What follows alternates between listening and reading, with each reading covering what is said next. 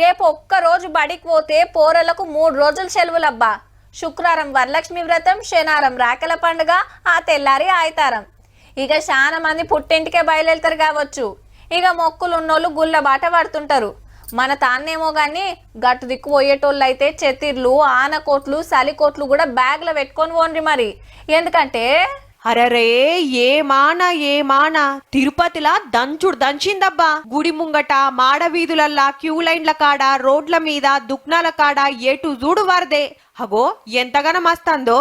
ఎంకన్న దర్శనానికి వచ్చిన భక్తులకు మస్తు తిప్పలైంది రాత్రి. ఎనకెమ్మటి సంటిపోరలు ఉన్నోళ్లకు ఇంకింత ఎక్కువనే. ఏడ తావు దొరికితే ఆడ నిలబడ్డరు. ఆనకు దడుచుకుంటా సలికి వణుక్కుంటేనే స్వామి దర్శనానికి పోయిన్రు. ఒక్కరిద్దరిని పంపిస్తే ఆల్చమైతదని గుంపులు గుంపులు తోలిండ్రు లోపటికి.